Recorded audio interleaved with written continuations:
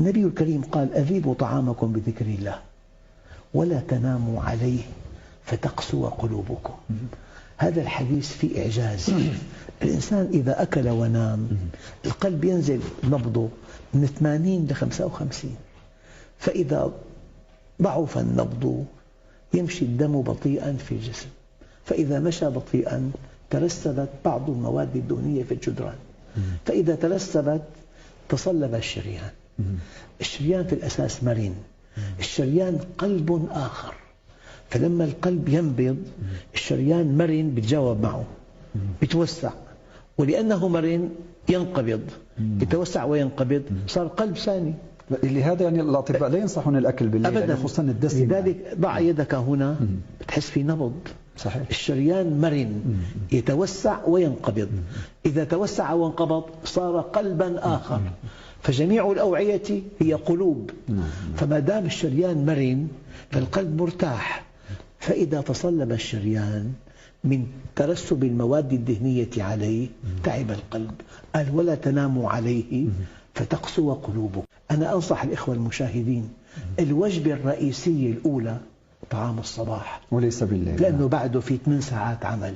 العلماء يقترحون أن يأكل الإنسان نصف كمية الطعام صباحا وليس بالليل. نعم نعم. و35% ظهرا و15% مساء، لكن قبيل أن ينام ب4 ساعات. بالنسبة للأطعمة الحلال نجد في القرآن الكريم أشار إلى مجموعة من الأطعمة في إطار يعني في سياق آيات، في سياق أحاديث وظروف خاصة، واعتبرها أطعمة يعني ذات فائدة مهمة مثل التمر، مثل العسل، مثل التين والزيتون. احنا سؤالنا أولا قبل أن نتحدث عن فائدة هذه لماذا اقتصر القرآن فقط على هذه الأصناف ولم يذكر أصناف أخرى، مع أنه أصناف الأنواع الأطعمة كثيرة جدا؟ الله هناك اجتهادات في تفسير هذه الآيات أن هذه الأصناف لها ميزات كبيرة جدا. يعني مثلا القمح جاء في القرآن الكريم كالسنابل.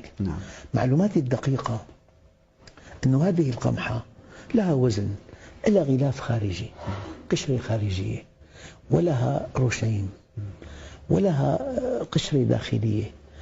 مجموع هذه الأشياء الثلاثة لا تزيد عن 14% من وزنها، لكن كل الفيتامينات وكل المعادن وكل أشباه المعادن وكل الفوائد في هذه 14 جزءا من 100 غرام. يعني مثلا في 6 فيتامينات بالقشرة، 6 فيتامينات. في مادة فسفورية تعد غذاء للدماغ.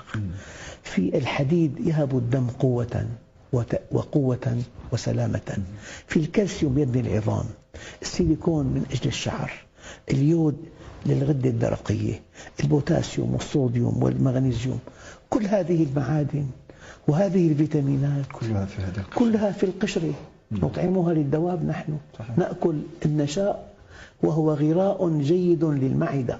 وقد قيل احذروا الأغذية البيضاء الثلاث: الطحين الأبيض والسكر الأبيض والملح الأبيض. يصبح ساما أو مضرا يعني. نعم. فنحن نعطي الدواب أفضل ما في القمح. 6 فيتامينات: فوسفور غذاء للدماغ، حديد مقوي للدم، كالسيوم يبني العظام، سيليكون للشعر، مغنيسيوم، صوديوم، بوتاسيوم. كل هذه المعادن موجودة في قشر القمح. نأكل القمح ونعطي هذه القشور للدواب ونأكل الغراء الذي يسبب متاعب لا تنتهي في جهاز الهضم.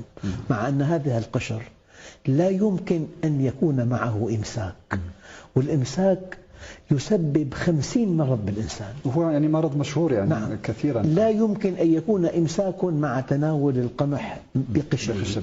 والنبي عليه الصلاة والسلام يعني النخالة يعني. نعم النخالة. نعم. ما أكل خبزا منخولا أبدا النبي الكريم، بل قال بعضهم أول بدعة ابتدعها المسلمون بعد وفاة رسول الله نخل الدقيق. فالله عز وجل صمم هذا القمح لنأكله بكامله. نعم. إذن هو هناك معادن، هناك فيتامينات، هناك مواد. هذا بالنسبة للقمح. هذا بالقمح. نعم. فهذا من إعجاز القرآن الكريم. جعل هذا القمح غذاء كاملا. القمح والحليب النبي الكريم يقول اللهم زدنا منه فقط، زدنا منه. لماذا القرآن أشار إلى هذه الأغذية ولم يشير إلى أغذية كثيرة جدا؟ وطبعا هناك هناك من الأغذية، هناك من الأطعمة القرآن أشار فيها إلى الفائدة، عندما بالنسبة للعسل مثلا قال فيه شفاء للناس. الحقيقة أن العسل صيدلية في تقريبا